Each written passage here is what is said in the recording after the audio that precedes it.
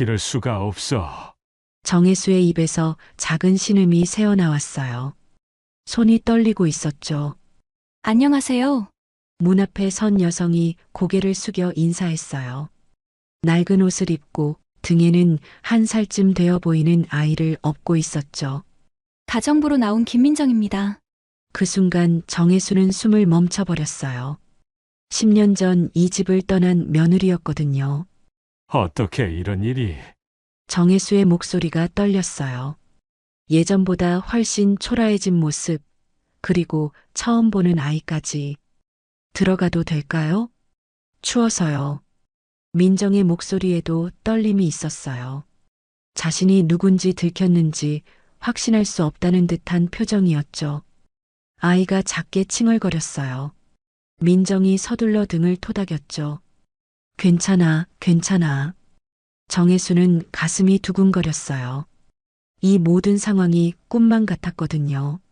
며느리가 가정부로 나타나고 모르는 아이까지 데리고 온 이유가 뭘까요? 하지만 이건 시작에 불과했어요. 정말 충격적인 진실은 따로 있었거든요. 여러분은 지금 어디서 이 이야기를 보고 계신가요? 댓글로 남겨주세요. 시간은 바로 그때로 거슬러 올라갑니다. 아침부터 비가 조금씩 내렸어요. 평창동 대저택의 거실 창가에서 정혜수는 흰색 혈압약을 손바닥에 올려놓고 한참 바라보았습니다. 손가락 끝이 미세하게 떨렸죠. 72살이 되니 이런 작은 일도 마음대로 되지 않았어요. 물컵을 들어 올리는 것도 이전보다 힘들어졌습니다.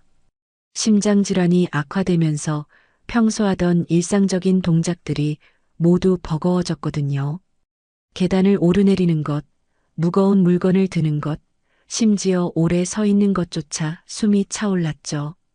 또 그만두겠다고 하더군. 비서가 어제 저녁 전화로 알려준 말이 귓가에 맴돌았습니다. 이번 달만 벌써 3번째였어요. 가사 도우미들이 며칠을 못 버티고 나가버리는 상황이 계속 반복되고 있었죠. 첫 번째 도우미는 사흘 만에 그만두었어요. 너무 큰 집이라 관리가 어렵다면서요. 두 번째는 일주일을 버텼습니다. 그런데 정혜수가 까다롭다며 더는 못하겠다고 했죠. 세 번째 도우미는 이틀도 못 견뎠어요. 정혜수는 물을 한 모금 마시고 약을 삼켰습니다. 모간이 건조했어요. 거실 곳곳에 먼지가 쌓이고 있는 게 눈에 보였죠. 평소 같으면 깔끔하게 정리되어 있어야 할 소파 위에도 며칠 전 읽다가 던져둔 신문이 그대로 놓여 있었어요. 심장이 또 조금 뛰었습니다. 요즘 들어 갑자기 숨이 차오르는 일이 잦아졌거든요. 의사는 무리하지 말고 안정을 취하라고 했지만 혼자 사는 집에서 안정이 무슨 소용이었을까요? 저택의 이곳저곳이 엉망이 되어가고 있었어요. 2층 침실의 먼지, 1층 주방의 설거지, 정원 관리까지. 예전에는 완벽하게 돌아가던 모든 것들이 하나씩 무너져 내리고 있었죠. 그는 천천히 소파에 몸을 기댔어요. 시계를 보니 아직 오전 10시였습니다. 하루가 이렇게 길 줄은 몰랐죠. 예전에는 아침 7시면 이미 회사에 나가 있었는데 이제는 집에서 나가는 것조차 큰 결심이 필요했어요. 이사회 참석도 점점 어려워졌습니다. 1시간 넘게 앉아 있는 것만으로도 등이 아팠거든요. 회사 임원들과의 점심 식사도 몇 차례 취소했어요. 컨디션이 좋지 않다는 핑계를 댔지만 사실은 기력이 부족했죠. 도윤이가 나간 게 언제였나? 문득 10년 전 일이 떠올랐습니다. 아들 정도윤과 며느리가 집을 나간 게 벌써 그렇게 오래되었나 싶었어요. 그때는 왜 나갔는지도 정확히 모르겠고 지금까지도 연락 한 번 없었죠. 그날 밤이 아직도 선명했습니다. 도윤이가 급하게 짐을 챙기더니 민정이와 함께 현관 쪽으로 향했어요. 정혜수가 무슨 일이냐고 물어봤지만 제대로 된 답변을 들을 수 없었죠. 아버지, 저희 잠시 다른 곳에서 지내야 할 것 같아요. 도윤이가 한 말이 그게 전부였어요. 그 후로는 소식이 없었죠. 정혜수는 옆 탁자에 놓인 휴대전화를 내려다보았어요.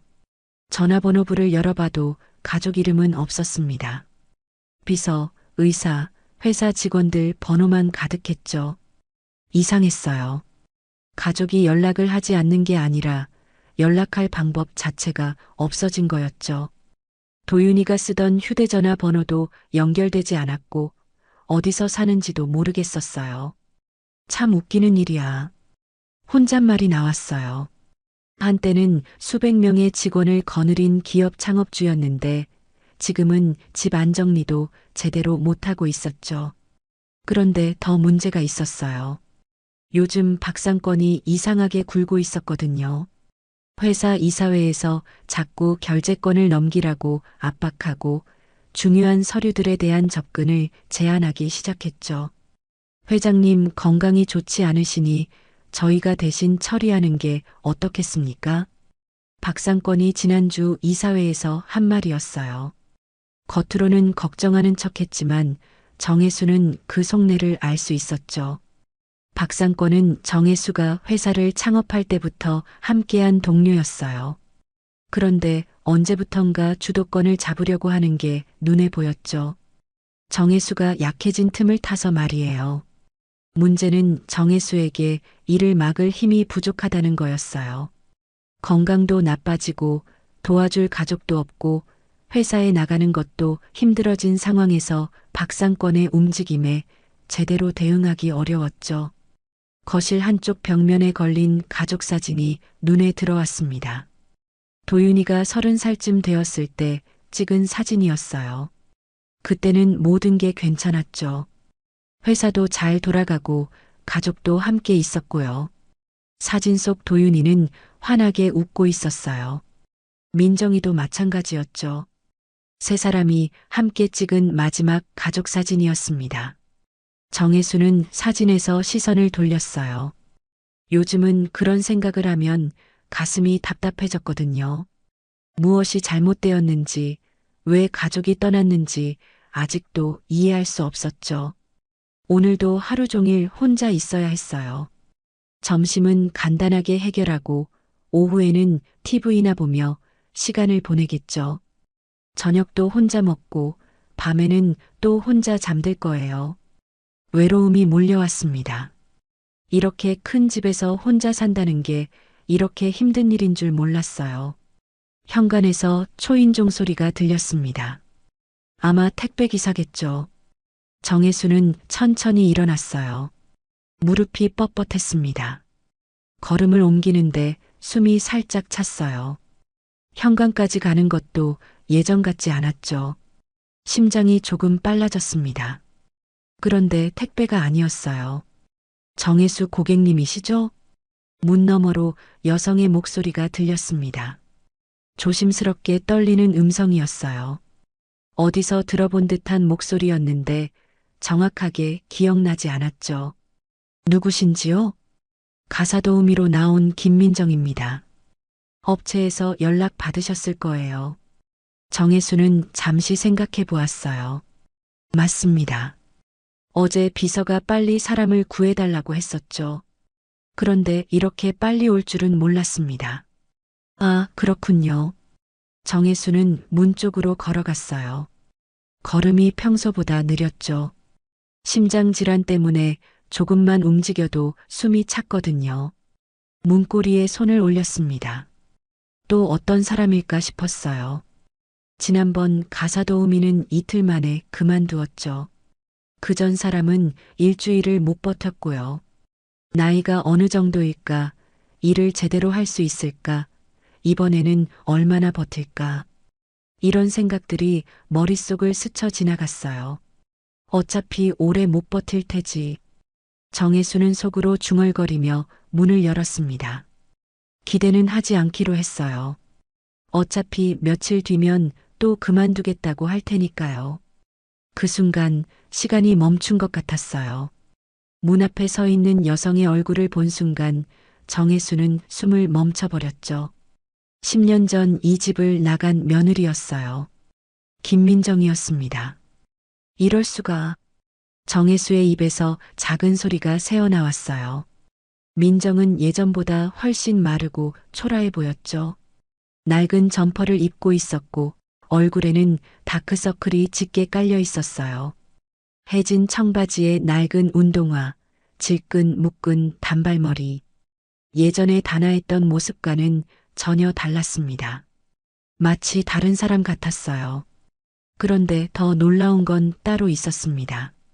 민정의 등에 작은 아이가 엎여 있었거든요. 1살쯤 되어 보이는 여자아이였어요. 까만 눈망울이 또렷하고 빨간 털모자를 쓰고 있었죠. 아이는 민정의 등에서 고개를 돌려 정혜수를 바라보고 있었어요. 호기심 어린 눈빛이었습니다. 작은 손으로 민정의 어깨를 잡고 있었죠. 안녕하세요. 민정이 고개를 숙여 인사했어요. 목소리가 떨렸습니다. 자신이 누군지 알아보았는지 모르겠다는 듯한 표정이었죠. 정혜수는 아무 말도 할 수 없었어요. 심장이 빠르게 뛰었습니다. 혈압약을 먹었는데도 어지러웠죠. 이게 정말 현실인가 싶었어요. 10년 만에 나타난 며느리, 그리고 처음 보는 아이. 모든 게 꿈만 같았습니다. 등에 엎인 아이가 작은 손으로 민정의 어깨를 톡톡 쳤어요. 아이도 정혜수를 신기한 듯 바라보고 있었습니다. 까만 눈동자가 맑고 투명했어요. 저 혹시... 정혜수가 입을 열려고 했지만 목소리가 나오지 않았어요. 목구멍이 메말라 있었죠. 무슨 말을 해야 할지도 모르겠었어요. 민정은 여전히 고개를 숙이고 있었습니다. 가정부로 온 사람처럼 행동하고 있었어요. 마치 처음 만나는 사람인 것처럼요. 들어와도 될까요? 추워서요. 아이가 작게 칭얼거렸어요. 민정이 등을 토닥여 달래는 소리가 들렸죠. 아이의 볼이 추위에 빨갛게 물들어 있었어요. 정혜수는 그제야 정신을 차렸어요. 문가에서 이러고 있을 때가 아니었습니다. 네. 들어오세요. 정혜수가 한 발 뒤로 물러났어요. 민정이 조심스럽게 문지방을 넘어왔죠. 아이와 함께요. 현관이 갑자기 좁게 느껴졌습니다. 정혜수는 가슴이 두근거리는 걸 느꼈어요. 이것이 정말 현실인지 확신할 수 없었죠. 10년 만의 재회가 이렇게 시작되었습니다. 민정이 현관에 들어서자 대저택의 화려한 내부가 한눈에 들어왔어요. 수입 대리석 바닥, 크리스털 샹들리에 고급 가구들이 즐비했죠. 그런데 민정의 모습은 이 모든 것과 너무나 대조적이었습니다. 찢어진 패딩 점퍼의 솜이 삐져나와 있었어요. 낡은 운동화는 밑창이 닳아서 구멍이 날 지경이었죠. 청바지도 무릎 부분이 해져서 실밥이 풀어져 있었습니다. 등에 엎인 아이는 피곤에 겨운 듯 작은 신음만 냈어요. 고개를 민정의 어깨에 기댄 채 눈을 반쯤 감고 있었죠. 빨간 털모자 아래로 보이는 얼굴이 창백했습니다. 정혜수는 민정의 차림새를 보며 더욱 당황했어요. 10년 전에 이 집을 떠날 때는 이런 모습이 아니었거든요. 그때는 단정하고 품이 있는 며느리였는데 지금은 완전히 다른 사람 같았습니다. 어떻게 이런 일이... 정혜수는 속으로 중얼거렸어요. 도대체 무슨 일이 있었길래 며느리가 이렇게 초라한 모습이 된 걸까요? 민정은 거실을 둘러보았습니다. 소파 위에 널브러진 신문들, 식탁 위에 설거지, 바닥에 떨어진 먼지들이 눈에 들어왔어요. 예전보다 집 관리가 엉망이 된 게 한눈에 보였죠. 어디서부터 시작해야 할까요? 민정이 조심스럽게 물었어요. 목소리에 떨림이 있었습니다. 정혜수를 똑바로 쳐다보지 못하고 시선을 이리저리 피했죠. 정혜수는 대답하지 못했어요. 아직 상황을 받아들이기 어려웠거든요. 며느리가 가정부로 나타났다는 게 믿어지지 않았습니다. 그때 등에 엎인 아이가 칭얼거리기 시작했어요. 으앙. 작은 울음소리였지만 대저택의 조용한 공간에 울려 퍼졌습니다. 민정이 서둘러 등을 토닥였어요. 괜찮아, 괜찮아. 민정이 아이를 달래며 거실 안쪽을 살펴보았습니다.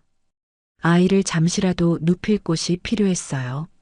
그런데 마땅한 장소가 보이지 않았죠. 저기, 혹시 아이를 잠시 눕힐 만한 곳이 있을까요? 민정이 정혜수에게 물었어요. 정혜수는 그제야 정신을 차렸습니다. 아, 네. 소파에 눕혀도 되고요. 감사합니다. 민정이 조심스럽게 아이를 소파에 눕혔어요. 아이는 여전히 칭얼거렸지만 누워서는 조금 조용해졌죠. 민정이 아이 옆에 쿠션을 받쳐서 떨어지지 않게 했습니다. 그러자 현관 쪽에서 발소리가 들렸어요. 대저택 관리 직원 2명이 들어왔습니다. 정원 관리를 담당하는 김 씨와 청소를 도와주는 이 씨였어요. 회장님, 안녕하세요. 김 씨가 인사했는데 민정을 보고 깜짝 놀랐습니다. 이 씨도 마찬가지였어요. 두 사람 모두 민정을 알아보았거든요. 어떻게? 김 씨가 중얼거렸어요.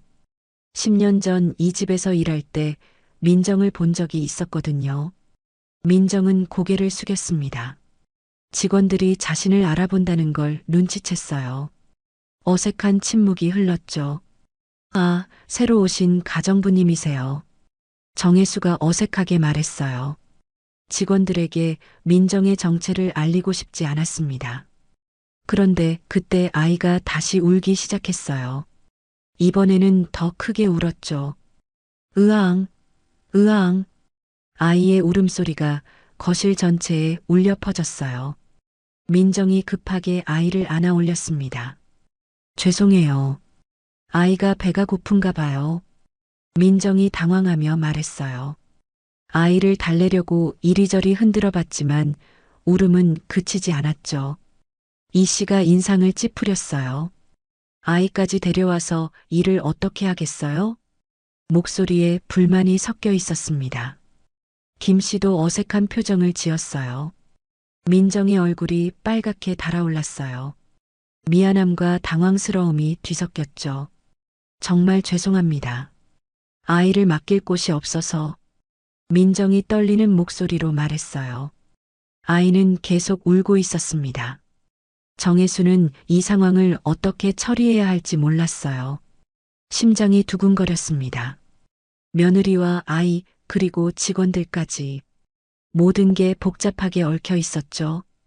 그때 현관에서 또 다른 발소리가 들렸어요. 정혜수의 비서가 들어왔습니다. 회장님, 박상권 부회장님께서 전화 주셨는데. 비서가 말하다가 거실 상황을 보고 멈췄어요. 울고 있는 아이, 당황한 민정, 어색한 직원들을 한눈에 봤죠. 무슨 일이세요? 비서가 조심스럽게 물었어요. 새로운 가정부예요. 정혜수가 간단하게 답했습니다. 더 자세한 설명은 하고 싶지 않았어요. 비서는 민정을 훑어보았습니다. 찢어진 패딩, 낡은 운동화, 그리고 울고 있는 아이. 모든 게 평범하지 않아 보였어요. 아이까지 데려온 가정부라니 좀 이상하지 않나요? 비서가 속삭이듯 말했어요. 정혜수는 대답하지 않았습니다. 아이 울음소리는 계속되었어요.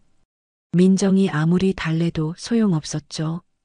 젖병을 줘야 할 것 같은데 가져온 게 없어 보였습니다. 혹시 주방에서 우유를 좀 데워도 될까요? 민정이 간절하게 물었어요. 그러세요. 정혜수가 답했습니다. 민정은 아이를 안고 주방으로 갔어요. 주방에서도 아이 울음소리가 들렸습니다. 민정이 서둘러 우유를 데우고 있는 것 같았어요. 이 씨가 김 씨에게 귓속말했어요. 이상해요. 아이 데리고 온 가정부는 처음 봐요. 김 씨도 고개를 끄덕였습니다. 맞아요. 게다가 저 여자 어디서 본 것 같은데. 두 사람의 수군거림이 정혜수 귀에 들렸어요. 가슴이 답답해졌습니다. 그때 비서가 다가왔어요. 회장님, 박상권 부회장님이 오늘 오후에 뵙자고 하셨어요. 중요한 얘기가 있다고 하시더라고요. 정혜수는 한숨을 쉬었어요. 박상권과 만나는 것도 부담이었는데 민정까지 나타나니 머릿속이 복잡했죠. 주방에서 민정이 나왔어요. 아이에게 젖병을 물리고 있었습니다. 다행히 울음이 멈췄어요. 죄송했어요. 이제 조용해질 거예요. 민정이 미안해하며 말했어요. 그런데 젖병을 빨던 아이가 갑자기 토했습니다. 어머! 민정이 깜짝 놀라며 아이를 일으켜 세웠어요. 바닥에 토한 것이 떨어졌죠. 이 씨가 더욱 인상을 찌푸렸어요. 아이까지 데리고 와서 이런 일만 생기네요. 불만이 가득한 목소리였어요. 민정은 더욱 위축되었죠. 정말 죄송해요. 제가 치울게요. 민정이 황급히 말했어요. 한 손으로는 아이를 안고 다른 손으로는 바닥을 닦으려 했죠. 정혜수는 이 모든 상황을 보며 어지러웠어요. 심장이 빨리 뛰고 숨이 차올랐습니다. 혈압이 올라가는 게 느껴졌어요. 그런데 더 큰 문제가 있었어요. 박상권이 이 상황을 알게 되면 어떻게 될까요? 회장이 집안 관리도 제대로 못한다고 비웃을 게 뻔했죠. 정혜수는 소파에 주저앉았어요. 다리에 힘이 빠졌습니다. 회장님, 괜찮으세요? 비서가 걱정스럽게 물었어요. 괜찮아요. 정혜수가 답했지만 목소리에 힘이 없었어요. 온몸이 떨렸습니다. 민정은 바닥을 닦으면서 정혜수를 힐끗 쳐다봤어요. 얼굴이 창백해진 게 보였죠. 걱정이 되었지만 쉽게 다가갈 수는 없었어요. 아이는 이제 조용해졌어요. 민정의 품에서 잠이 들기 시작했죠. 하지만 대저택의 분위기는 여전히 어색했습니다. 직원들의 시선, 정혜수의 당황, 민정의 위축, 모든 게 꼬여 있었어요. 이때 정혜수의 휴대전화가 울렸어요. 박상권이었습니다. 여보세요. 정혜수가 떨리는 손으로 전화를 받았어요. 혜수 형, 오늘 오후에 중요한 얘기가 있어서 찾아가겠어요. 박상권의 목소리가 들렸습니다. 차갑고 단호한 톤이었어요. 무슨 일인지요? 회사 일이에요. 형 건강도 좋지 않으시고 이제는 저희가 더 적극적으로 나서야 할 때 같아서요. 박상권의 말에 정혜수는 불안해졌어요. 뭔가 좋지 않은 일이 생길 것 같았죠. 알겠습니다. 정혜수가 전화를 끊었어요. 손이 더욱 떨렸습니다. 민정은 아이를 안고 서 있었어요. 어떻게 해야 할지 모르겠다는 표정이었죠. 오후에 박상권이 오면 이 상황을 어떻게 설명할까요? 며느리가 가정부로 왔다는 걸 어떻게 말할까요? 정혜수는 머릿속이 복잡해졌어요. 몸도 마음도 견디기 힘들어졌죠. 10년 만에 나타난 며느리, 처음 보는 아이, 박상권의 압박. 모든 게 한꺼번에 몰려왔습니다. 정혜수는 깊은 한숨을 쉬었어요. 이 모든 상황이 어떻게 흘러갈지 예측할 수 없었죠. 새벽 4시였어요. 정혜수는 잠에서 깨어 침실에서 일어났습니다. 가슴이 답답하고 목이 말랐어요. 어젯밤 박상권과의 통화가 계속 머릿속을 맴돌았죠. 혈압약을 챙기려 했는데 침대 옆 탁자에 없었어요.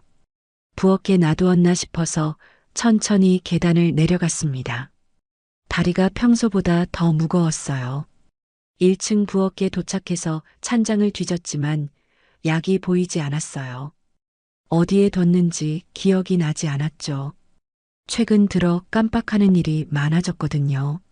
물이라도 마시자는 생각으로 냉장고에서 생수를 꺼냈습니다. 그런데 물병을 여는 순간 갑자기 어지러웠어요.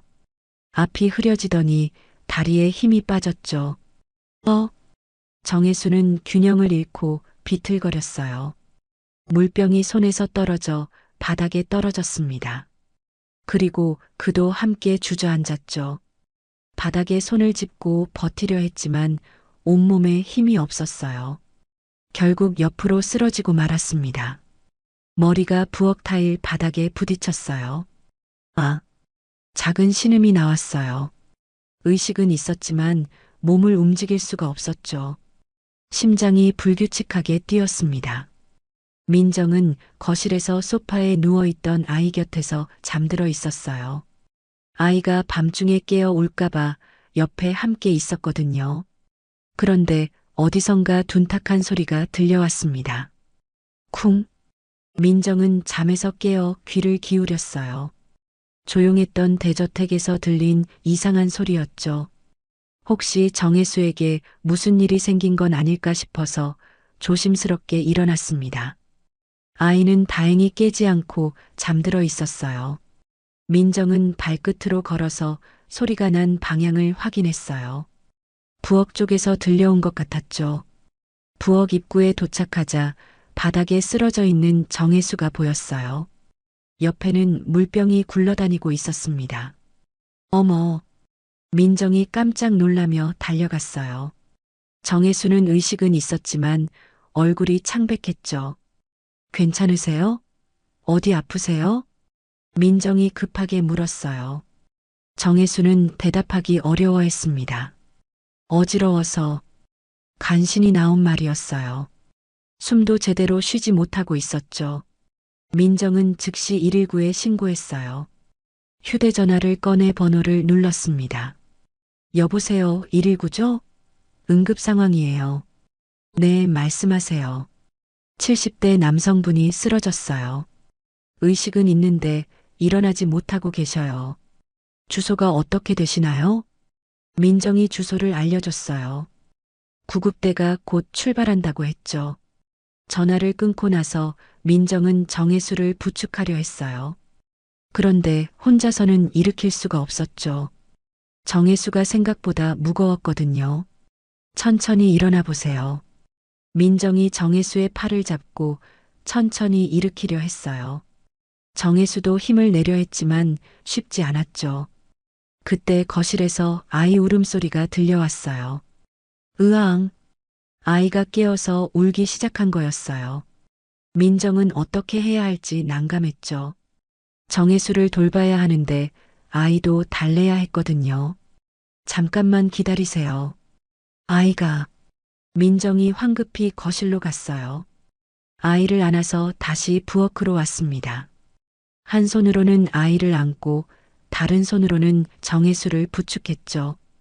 괜찮아, 괜찮아. 민정이 아이를 달래면서도 정혜수 상태를 살폈어요. 얼굴색이 점점 나빠지고 있었죠. 구급대가 곧 올 거예요. 조금만 참으세요. 민정이 정혜수에게 말했어요. 정혜수는 고개를 끄덕였지만 힘들어 보였죠. 시간이 정말 오래 걸리는 것 같았어요. 민정은 계속 시계를 확인했죠. 아이는 계속 울었고 정혜수는 숨쉬기 어려워했어요.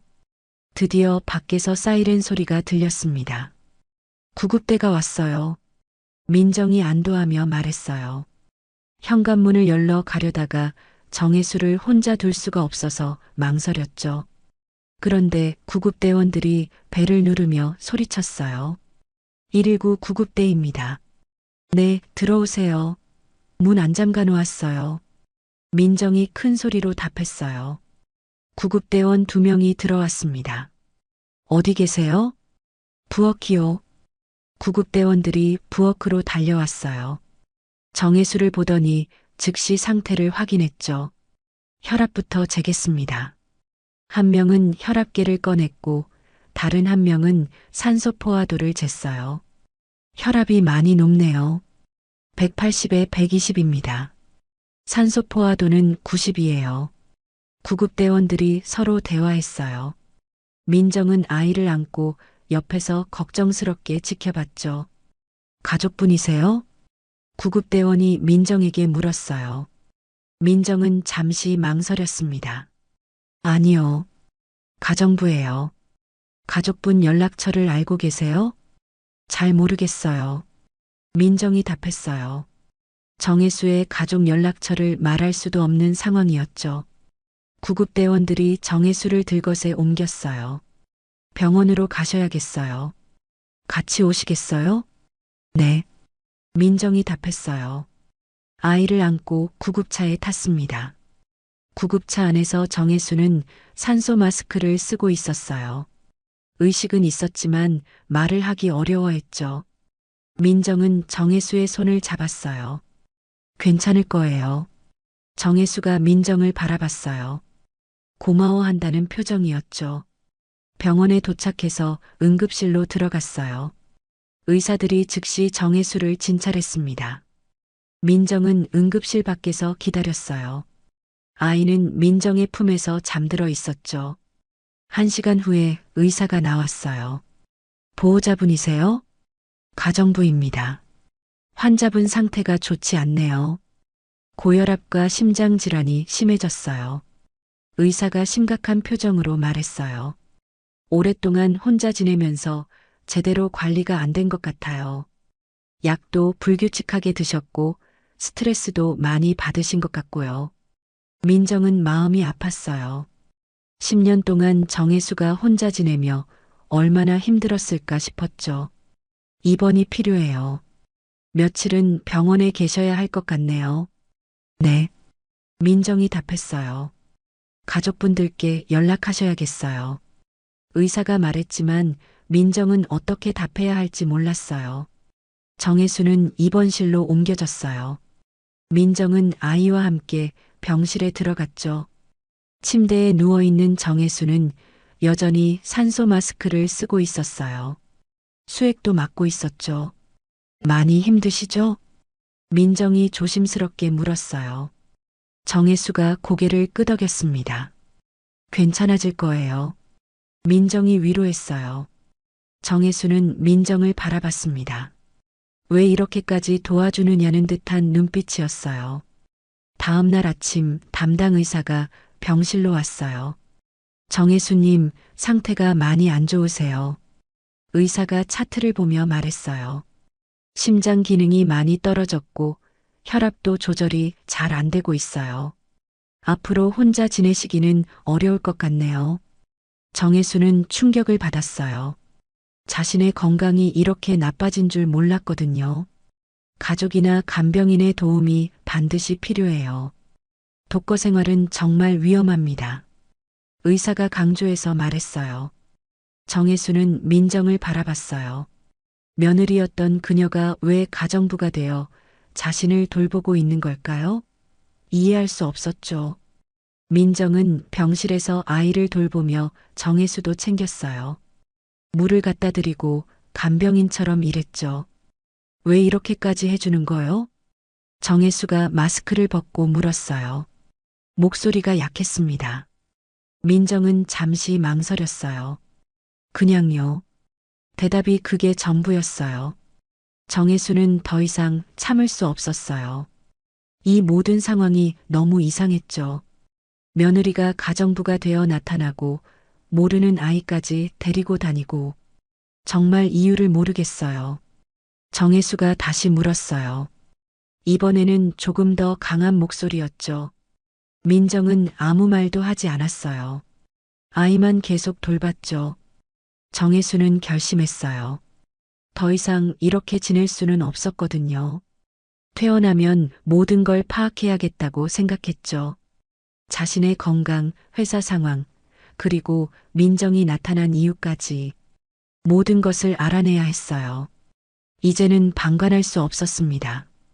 병원에서 이틀을 보낸 후 정혜수는 집으로 돌아왔어요. 의사는 절대 안정을 취하라고 했지만 그는 집무실에 남겨둔 서류들이 걱정되었죠. 회사 상황을 직접 확인해야 했어요. 비서실에 전화해서 지난주 이사회 자료를 가져오라고 하세요. 정혜수가 민정에게 말했어요. 민정은 아이를 소파에 눕히고 전화를 걸었죠. 네, 회장님 지시사항 전달드립니다. 민정이 조심스럽게 통화했어요. 정혜수는 그녀의 말투가 생각보다 정확하다는 걸 느꼈죠. 1시간 후 비서가 서류 가방을 들고 왔어요. 그런데 평소보다 양이 적어 보였습니다. 이게 전부인가요? 정혜수가 물었어요. 네, 제가 확인한 건 이게 전부입니다. 비서가 답했어요. 하지만 정혜수는 뭔가 이상하다는 느낌을 받았죠. 서류를 펼쳐보니 중요한 결제 문서들이 몇 개 빠져 있었어요. 특히 지난달 투자 승인 관련 서류가 없었죠. 투자 승인서는 어디 있습니까? 그건 박상권 부회장님께서 따로 보관하고 계신다고 들었습니다. 비서의 답변에 정혜수는 의심이 들었어요. 왜 박상권이 그 서류를 가지고 있는 걸까요?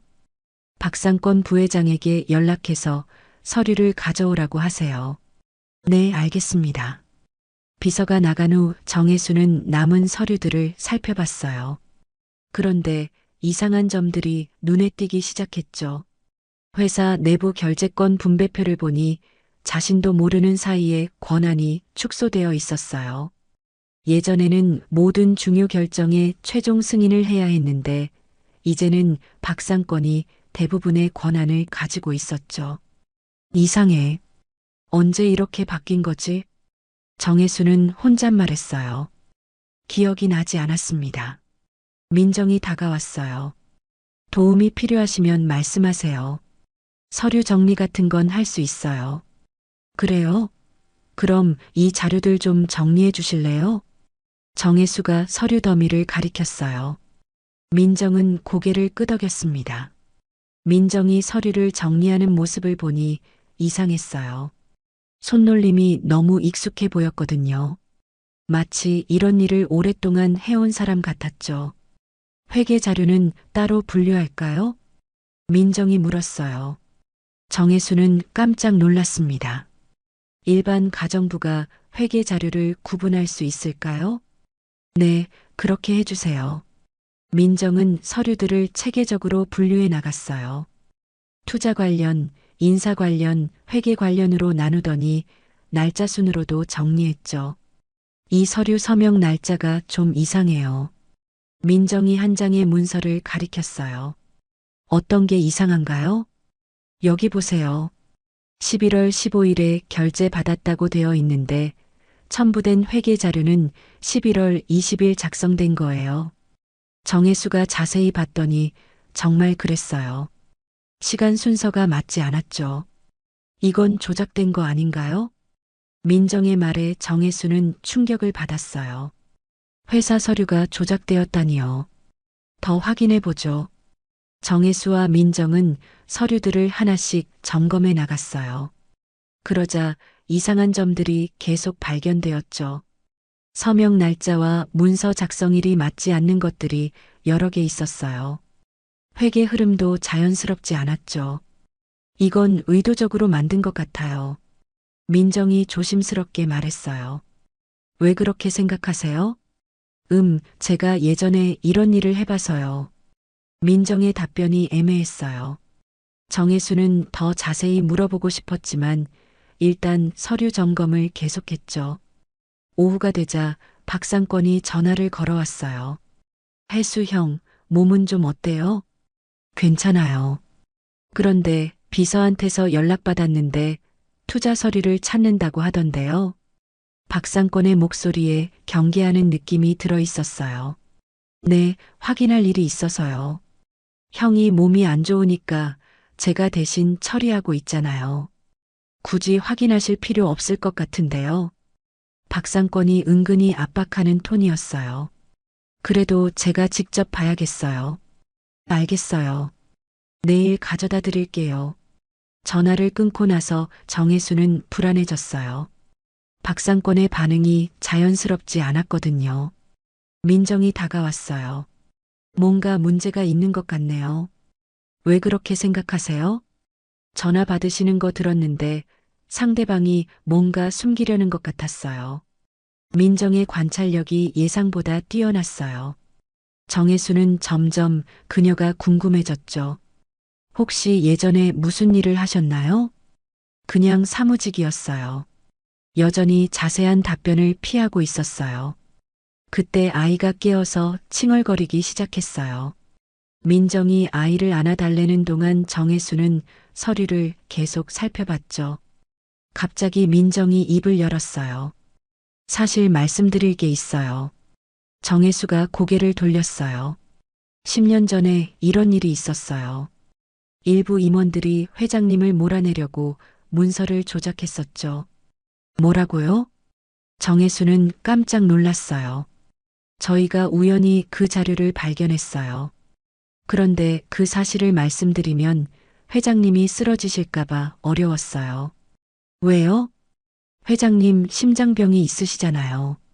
그런 얘기 들으시면 더 악화될 것 같았어요. 민정이 떨리는 목소리로 말했어요. 게다가 회사 내 권력 구조를 보니 함부로 말씀드리면 오히려 위험할 것 같았고요. 정혜수는 충격을 받았어요.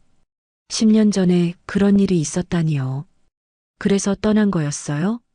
네. 다른 방법이 없었어요. 민정의 말에 정혜수는 혼란스러웠어요. 자신이 버림받았다고 생각했던 일이 사실은 다른 이유였다는 거잖아요. 그럼 지금도? 네, 아마 계속 진행되고 있을 거예요. 민정이 현재 서류들을 가리켰어요. 이 자료들 보면 박상권 씨가 회사 권한을 완전히 장악하려고 하는 것 같아요. 정혜수는 분노가 치밀어 올랐어요. 10년 동안 속고 있었다는 뜻이잖아요. 그럼 어떻게 해야 하죠? 우선 더 자세히 조사해야 해요. 증거를 모아야죠. 민정이 진지하게 말했어요. 여기서 할 수 있을까요? 네, 이 집을 거점으로 해서 조사하면 될 것 같아요. 정혜수는 결심했어요. 더 이상 당하고만 있을 수는 없었죠. 좋아요. 함께 해보죠. 정말요? 네. 진실을 알아야겠어요. 민정이 안도하는 표정을 지었어요. 정혜수도 마음이 조금 가벼워졌죠. 그럼 우선 작은 작전실을 만들어 볼까요? 어디에요? 서재를 쓰죠. 거기가 제일 조용하고 안전할 거예요. 정혜수가 2층 서재를 가리켰어요. 좋은 생각이에요. 민정이 동의했어요. 그들은 서재로 올라가서 책상을 정리하고 서류들을 펼쳐 놓았어요. 마치 정말 작전을 짜는 것 같았죠. 내일부터 본격적으로 시작해 볼까요? 네. 민정이 답했어요. 아이는 그녀의 품에서 조용히 잠들어 있었죠. 정혜수는 오랜만에 희망을 느꼈어요. 혼자가 아니라는 생각이 들었거든요. 10년 만에 시작된 진실 찾기였습니다. 민정과 함께라면 할 수 있을 것 같았어요. 이제 박상권에게 당하기만 하지 않겠다고 다짐했죠. 작은 반격이 시작되었습니다. 다음 날 오전, 박상권은 회사 임원실에서 부하 직원의 보고를 받고 있었어요. 그의 표정이 점점 굳어졌죠. 정혜수 회장이 어제 서류들을 요구했다고요? 네, 비서를 통해 투자 승인서를 비롯해 몇 가지 자료를 요청했습니다. 박상권은 펜을 탁자에 내려놓았어요. 지금까지 순조롭게 진행되던 계획에 차질이 생길 수 있었거든요. 앞으로 회장님 관련 모든 업무 보고는 저에게 먼저 하세요. 알겠습니다. 그리고 비서진을 일부 교체하겠어요. 새로운 사람으로요. 박상권의 지시가 떨어지자 직원은 고개를 끄덕였죠. 그는 이미 오래전부터 이런 순간을 준비해 왔거든요. 의료진에게도 연락하세요. 회장님께서 무리하시면 안 된다고 강조해 주고요. 네, 바로 처리하겠습니다. 박상권은 창밖을 내다봤어요. 정혜수가 깨어나기 시작했다는 건 위험 신호였죠. 하지만 아직 늦지 않았어요.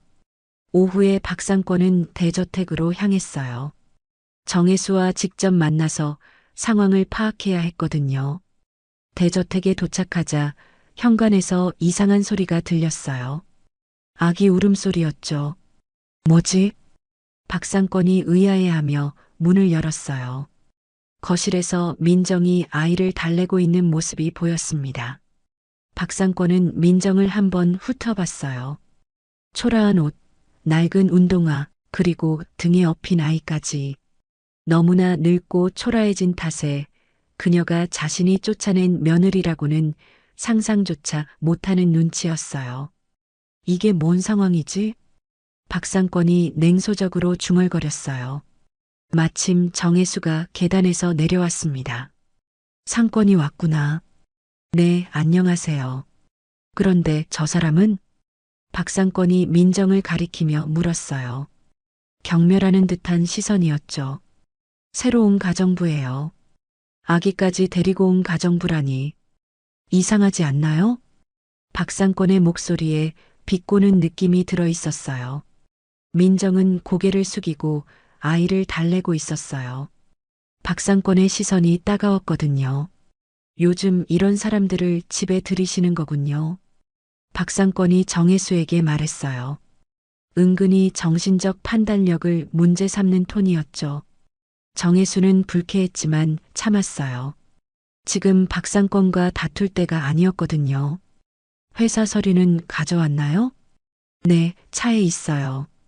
근데 혜수 형, 몸이 안 좋으신데 이런 일까지 신경 쓰실 필요 있나요? 박상권이 걱정하는 척했지만 실제로는 견제하는 거였어요. 그때 아이가 다시 크게 울기 시작했어요. 으앙. 아이 울음소리가 거실에 울려 퍼졌습니다. 민정이 서둘러 달래려 했지만 쉽게 그치지 않았어요. 박상권이 인상을 찌푸렸어요. 이래서 아이 있는 사람을 가정부로 쓰면 안 되는 거 아닌가요? 괜찮아요. 정혜수가 답했지만 박상권은 계속 불만을 표했어요. 이런 환경에서 어떻게 안정을 취하시겠어요? 의사가 조용한 곳에서 쉬라고 했잖아요. 박상권이 의사 말까지 끌어들이며 압박했어요. 민정은 점점 위축되었어요. 아이는 계속 울고 박상권은 계속 눈치를 주고 있었거든요. 다른 가정부로 바꾸는 게 어떨까요? 박상권이 제안했어요. 정혜수를 흔들려는 의도였죠. 아니에요. 괜찮아요. 정혜수가 단호하게 답했어요. 하지만 박상권은 포기하지 않았죠. 형 건강이 제일 중요한데 이렇게 시끄럽고 복잡한 환경은. 됐어요. 정혜수가 목소리를 높였어요. 박상권이 너무 지나쳤거든요. 박상권은 놀란 척했어요. 죄송해요. 걱정이 되어서요. 하지만 그의 표정에는 만족스러운 기색이 있었어요. 정혜수가 감정적으로 반응한다는 것도 약점으로 쓸 수 있었거든요. 민정은 아이를 안고 조용히 주방으로 피했어요. 더 이상 상황을 악화시키고 싶지 않았죠. 회사 서류나 가져다 주세요. 정혜수가 차갑게 말했어요. 네, 알겠어요. 박상권이 차로 나가서 서류 가방을 가져왔어요. 하지만 그 안에는 중요한 문서들이 빠져 있었죠. 이게 전부인가요? 정혜수가 물었어요. 네, 제가 확인한 건 이게 전부입니다.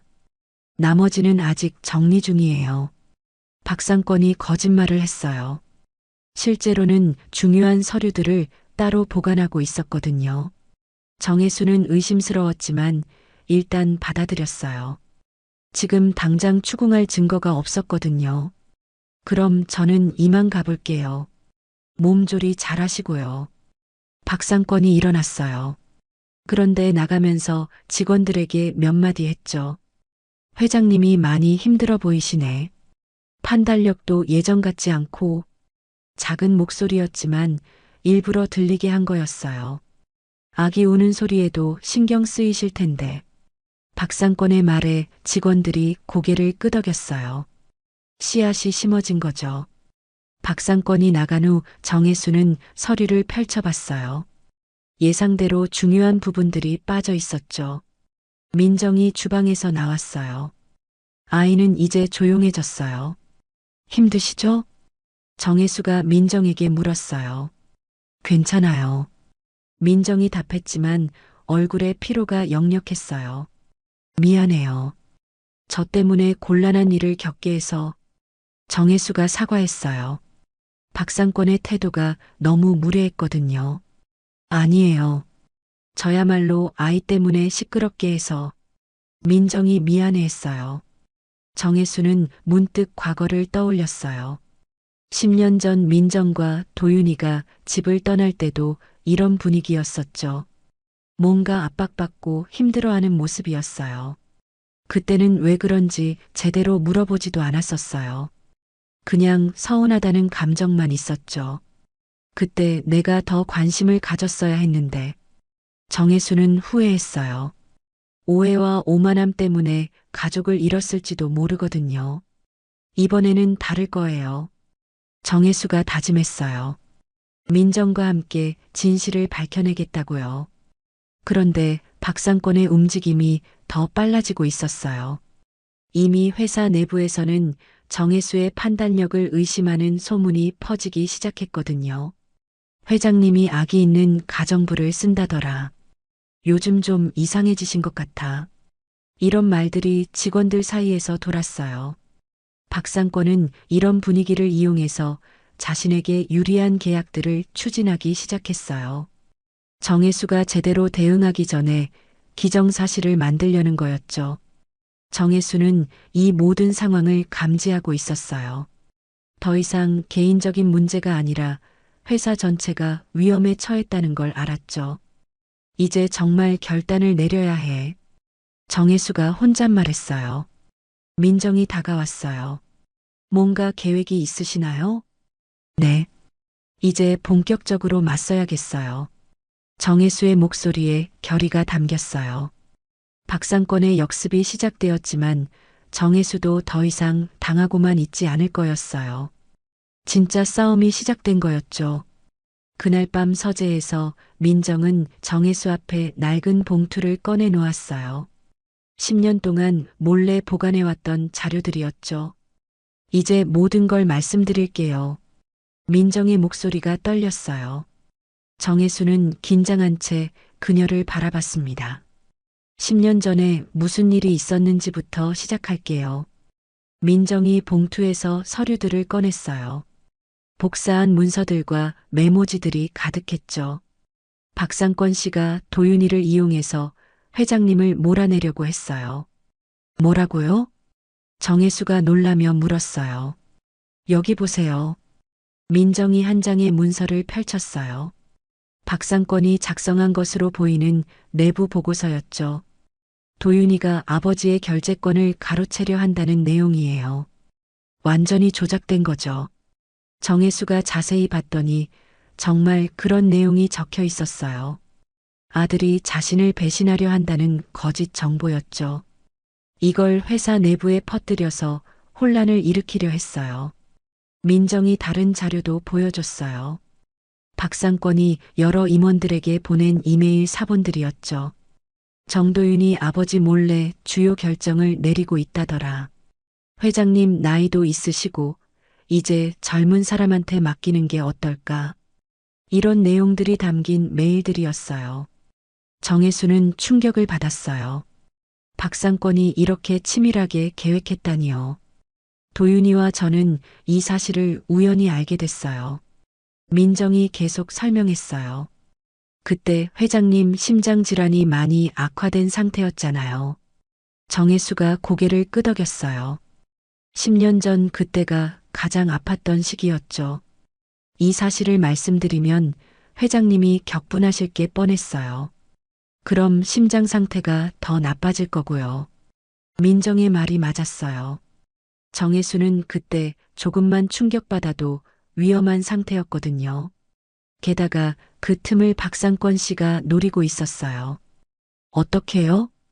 회장님이 쓰러지시면 자연스럽게 자기가 회사를 장악할 수 있었거든요. 정혜수는 소름이 돋았어요. 그렇게 치밀한 계획이었다니요. 그래서 저희가 선택한 방법이 조용히 사라지는 거였어요. 민정의 눈에 눈물이 맺혔어요. 도윤이가 스스로 물러나면 박상권 씨의 명분이 없어지잖아요. 아들이 아버지를 배신한다는 스토리도 성립하지 않고요. 정혜수는 이제야 이해했어요. 아들과 며느리가 자신을 지키려고 희생한 거였죠. 그런데 저희가 떠나자 박상권 씨는 다른 방법을 썼어요. 민정이 또 다른 자료를 꺼냈어요. 아들 부부가 배신하고 떠났다고 소문을 퍼뜨린 거예요. 뭐? 그래서 회장님이 버림받았다고 생각하게 만든 거죠. 정혜수는 분노가 치밀어 올랐어요. 박상권이 이렇게까지 악랄했다니요. 저희는 그 후로 완전히 몰락했어요. 민정의 목소리가 더욱 떨렸어요. 도윤이는 아버지 회사와 관련된 일은 할 수 없었어요. 박상권 씨가 방해했거든요. 그래서 지금 뭘 하고 있나요? 공사장에서 일용직이래요. 운전 알바도 하고요. 정혜수는 가슴이 아팠어요. 아들이 그렇게 고생하고 있었다니요. 민정이 작은 수첩을 꺼냈어요. 여기 하은이 출생 기록이에요. 아이의 출생 증명서와 병원 기록들이 있었어요. 정말 도윤이와 민정의 아이였죠. 1년 전에 태어났어요. 그런데 병원비도 제대로 못 낼 정도로 힘들었어요. 민정이 또 다른 서류들을 보여줬어요. 밀린 병원비 고지서, 전세 계약서, 연체 통지서들이었죠. 지금도 월세 15만 원짜리 고시원에서 살아요. 셋이서요. 정혜수는 충격이 더 컸어요. 손녀까지 그런 환경에서 자라고 있었다니요. 제가 가정부 일을 하는 것도 하은이 때문이에요. 애 맡길 곳이 없어서 업고 다녀야 하거든요. 민정이 등에서 잠자고 있는 아이를 내려다봤어요. 어린이집 비용도 부담되고 베이비시터도 쓸 수 없고요. 정혜수는 더 이상 듣기 힘들었어요. 온몸이 떨렸죠. 그런데 왜 여기로 왔어요? 박상권 씨가 다시 움직이기 시작했다는 걸 알았어요. 민정이 최근의 신문 기사를 보여줬어요. 회장님 건강이 악화되자 이번 기회에 완전히 장악하려는 것 같았어요.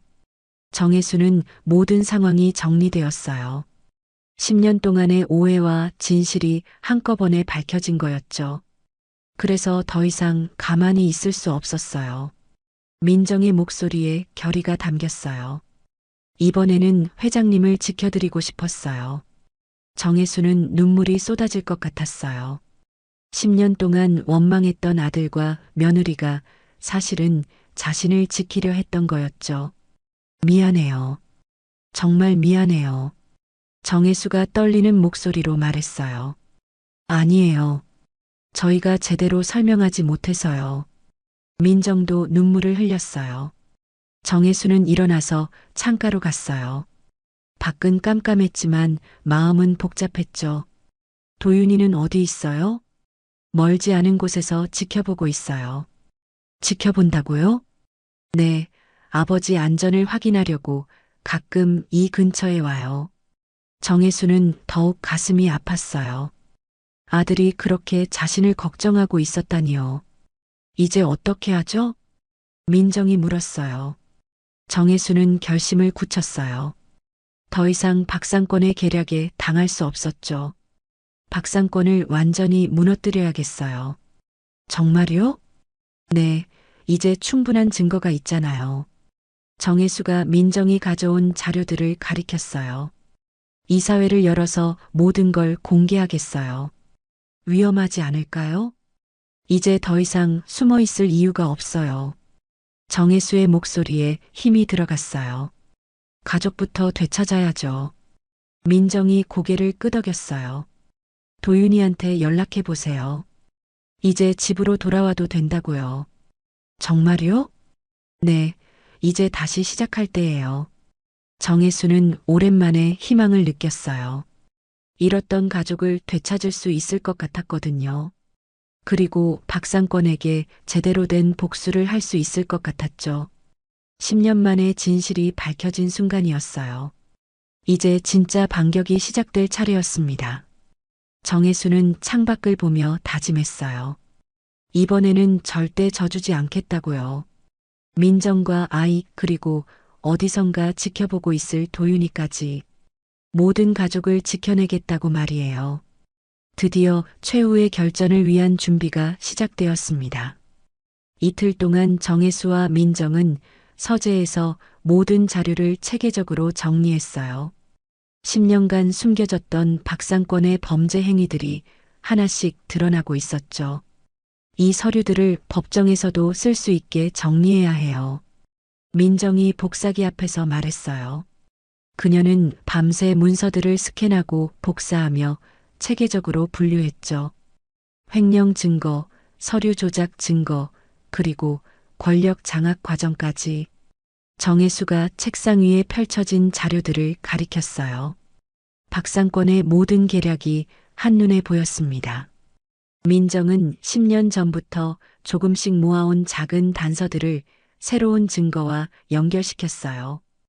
박상권이 보낸 이메일, 변경된 계약서, 의심스러운 자금 흐름까지 모든 게 연결되었죠. 이제 구조가 완성됐네요. 민정이 만족스럽게 말했어요. 정혜수는 신뢰할 만한 임원들에게 비밀리에 연락했어요. 이사회를 소집해야 했거든요. 김상무, 저예요. 내일 이사회 소집이 필요해요. 갑자기 무슨 일이세요? 중요한 안건이 있어요. 박상권 부회장 모르게 진행해 주세요. 정혜수의 목소리에 긴장감이 있었어요. 알겠습니다. 다른 이사님들께도 조용히 연락드릴게요. 신뢰할 만한 이사 5명에게만 연락했어요. 박상권의 눈치를 채지 못하게 하기 위해서였죠. 이사회 당일 아침 정혜수는 평소보다 일찍 일어났어요. 의사는 무리하지 말라고 했지만 오늘만큼은 직접 나가야 했죠. 정말 괜찮으세요? 민정이 걱정스럽게 물었어요. 네, 오늘은 반드시 해야 할 일이 있어요. 정혜수가 단호하게 답했어요. 민정은 아이를 등에 업고 정혜수와 함께 회사로 향했어요. 모든 증거 자료를 가방에 넣고서 말이죠. 회사에 도착하자 박상권이 로비에서 기다리고 있었어요. 혜수 형, 오늘 이사회가 있다고 들었는데요. 박상권의 목소리에 의심이 묻어 있었어요. 네, 중요한 안건이 있어서요. 무슨 안건인지 미리 알려주셨으면 좋았을 텐데요. 박상권이 불쾌해하는 기색을 보였어요. 곧 알게 될 거예요. 정혜수가 간단히 답하고 엘리베이터에 탔어요. 이사회실에는 5명의 이사가 이미 모여 있었어요. 모두 긴장한 표정이었죠. 안녕하세요. 정혜수가 인사하며 자리에 앉았어요. 박상권도 따라 들어왔죠. 그럼 회의를 시작하겠습니다. 정혜수가 가방에서 서류들을 꺼내 테이블 위에 놓았어요. 박상권의 표정이 굳어졌죠. 오늘 여러분께 보여드릴 건 우리 회사에서 일어난 심각한 문제들입니다. 정혜수의 목소리가 회의실에 울려 퍼졌어요. 박상권 부회장이 지난 10년간 저지른 횡령과 서류 조작 증거입니다. 박상권이 벌떡 일어났어요. 형, 무슨 말씀을 하시는 거예요? 앉으세요. 차례대로 설명드리겠어요. 정혜수가 첫 번째 서류를 펼쳤어요. 여기 보시면 2015년부터 시작된 자금 유용 내역이 있습니다. 이사들이 서류를 자세히 살펴봤어요. 명확한 증거들이었죠. 이건 조작된 자료일 수도 있잖아요. 박상권이 소리쳤어요. 그럼 이것도 조작일까요? 정혜수가 두 번째 자료를 보여줬어요. 박상권이 직접 보낸 이메일들이었죠. 이사들의 표정이 점점 심각해졌어요. 증거가 너무 명확했거든요. 그리고 이건 제 아들을 모함하기 위해 만든 거짓 보고서입니다. 정혜수가 10년 전 자료를 펼쳤어요. 정도윤이 저를 배신한다는 내용으로 사내에 퍼뜨린 거죠. 박상권의 얼굴이 창백해졌어요. 형, 이건 오해예요. 오해요? 그럼 이것도 오해인가요? 정혜수가 계열사 불법 거래 증거를 보여줬어요. 이사들이 웅성거리기 시작했어요. 박상권의 범죄 행위가 너무 명백했거든요. 그때 민정이 회의실 뒤편에서 조용히 추가 자료를 정혜수에게 전달했어요. 마지막으로 이건 최근 자료입니다. 정혜수가 새로운 서류를 펼쳤어요. 제가 병원에 입원한 사이에 무단으로 처리한 계약서들입니다. 이사들이 충격을 받았어요. 박상권의 배신이 현재 진행형이었거든요. 이제 더 이상 변명할 여지가 없을 것 같은데요. 정혜수가 박상권을 바라봤어요. 박상권은 아무 말도 할 수 없었어요. 모든 증거가 명확했거든요. 회장님, 이 정도면 법적 조치를 취해야겠습니다. 한 이사가 말했어요. 동의합니다. 다른 이사들도 고개를 끄덕였어요. 그럼 박상권 부회장 해임을 의결하겠습니다. 정혜수가 공식적으로 선언했어요. 잠깐, 형. 박상권이 다시 소리쳤지만 이미 늦었어요. 만장일치로 해임이 의결되었습니다. 회의실 문이 열리며 보안 요원들이 들어왔어요. 미리 연락해둔 거였죠. 박상권 씨, 같이 가시죠. 보안 요원이 박상권에게 말했어요. 이런 식으로 나갈 수는 없어. 박상권이 발버둥 쳤지만 소용없었어요. 법정에서 만나죠. 정혜수가 차갑게 말했어요. 박상권이 끌려나간 후 회의실은 조용해졌어요. 회장님, 고생 많으셨습니다. 이사들이 정혜수에게 인사했어요. 여러분 덕분입니다. 정혜수가 답했어요. 민정이 아이를 안고 다가왔어요. 이제 끝났나요? 네, 이제 끝났어요. 정혜수가 안도하며 답했어요. 10년간의 악몽이 드디어 끝난 거였어요. 하지만 정혜수에게는 더 중요한 일이 남아 있었어요. 가족을 되찾는 일이었죠. 도윤이한테 연락해 보세요. 지금요? 네, 이제 집으로 돌아와도 된다고 말해주세요. 민정이 고개를 끄덕였어요. 정혜수는 창밖을 내다봤어요. 오랜만에 마음이 평화로웠어요. 박상권의 계략은 완전히 무너졌어요. 이제 새로운 시작을 할 수 있었죠. 회사로 돌아가는 길에 정혜수는 생각했어요. 앞으로 어떻게 가족과 지내야 할지, 어떻게 지난 10년의 상처를 치유할지. 하지만 일단 가장 중요한 건 해결되었어요. 진실이 밝혀진 거였죠. 이제 정말로 새로운 시작을 할 수 있었습니다. 민정과 아이 그리고 어디선가 돌아올 도윤이와 함께 말이에요. 정혜수는 오랜만에 미소 지었어요. 드디어 평화가 찾아온 것 같았거든요. 하지만 이건 시작에 불과했어요. 진짜 중요한 건 이제부터였죠. 가족을 다시 하나로 만드는 일이 말이에요. 박상권의 사건이 마무리된 지 일주일 후 정혜수는 평창동 대저택으로 민정과 하은이를 정식으로 맞아들였어요. 이번에는 가정부가 아니라 가족으로서 말이죠. 이제 정말 집으로 돌아온 거네요. 민정이 현관에서 말했어요. 하은이는 그녀의 품에서 큰 눈으로 주변을 둘러보고 있었죠. 네, 이제 진짜 집이에요. 정혜수가 답했어요. 목소리에 따뜻함이 묻어 있었죠. 2층에 있던 빈 방을 하은이의 방으로 꾸미기로 했어요. 10년 동안 사용하지 않았던 공간이었죠. 여기가 좋을 것 같아요. 정혜수가 남향 창이 있는 방을 가리켰어요.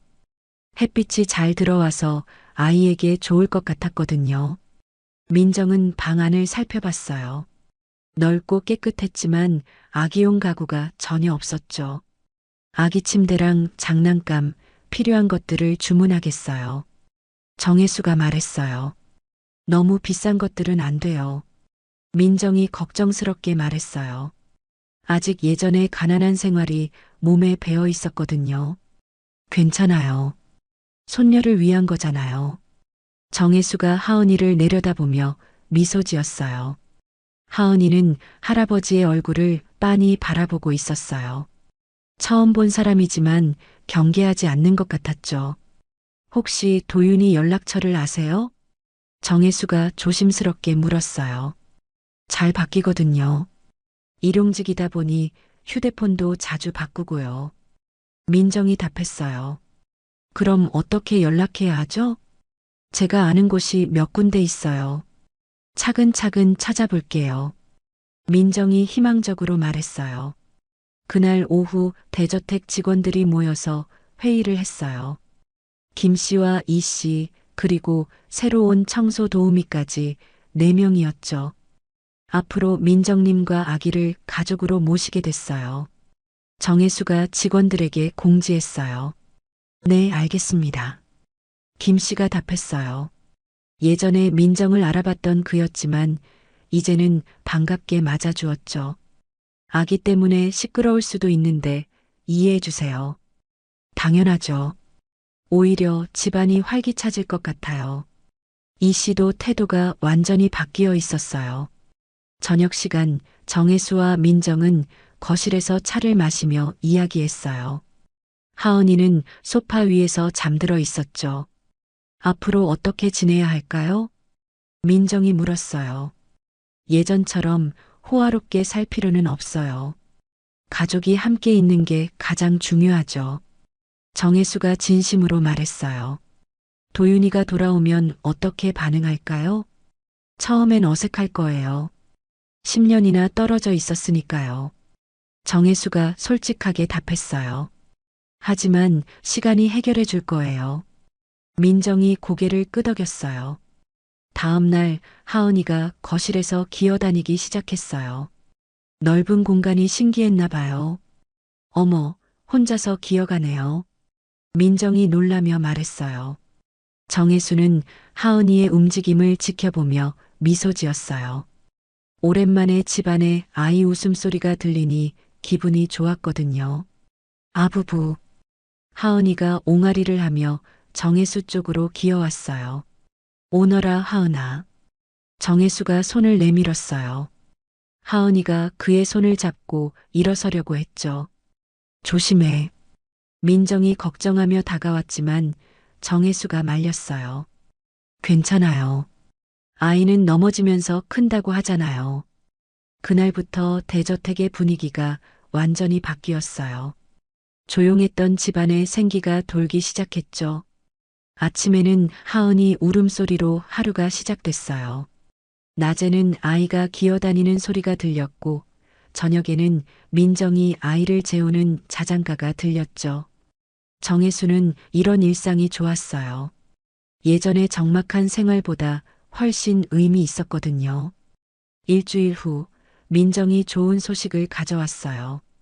도윤이 연락처를 알았어요. 정말요?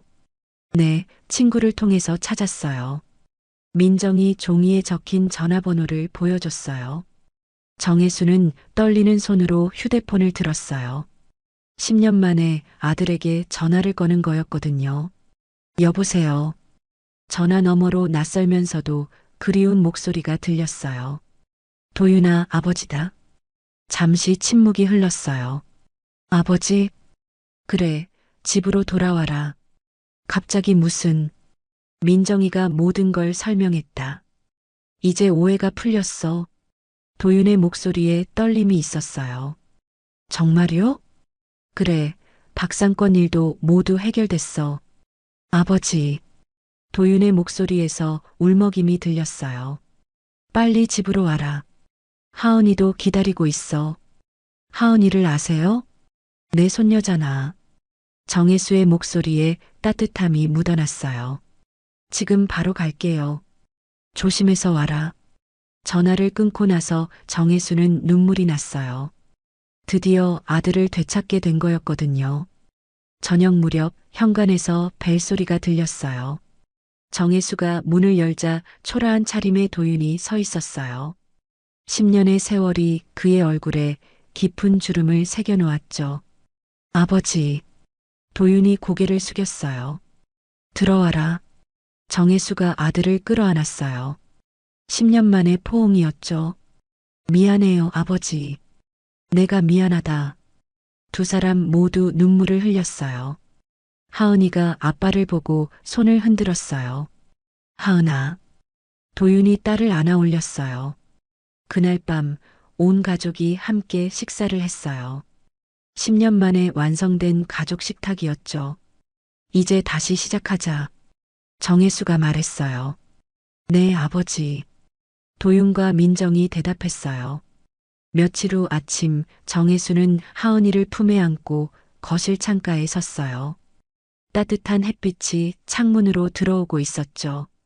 하은이는 할아버지 품에서 밖을 바라보며 웃고 있었어요. 하은아, 이제 우리가 함께 살 거야. 정혜수가 속삭였어요. 앞으로는 절대 헤어지지 않을 거고 창밖으로 정원의 나무들이 보였어요. 새로운 계절이 시작되고 있었죠. 정혜수는 하은이를 보며 생각했어요. 인생에서 가장 중요한 건 가족이라는 것을, 돈이나 권력보다 함께하는 사람들이 진짜 보물이라는 것을, 우리 함께 행복하게 살자. 정혜수가 하은이에게 약속했어요. 하은이는 할아버지를 보며 해맑게 웃었어요. 드디어 평창동 대저택에 진짜 가족의 시간이 시작된 거였어요. 오랫동안 멈춰 있던 시계 바늘이 다시 움직이기 시작했습니다.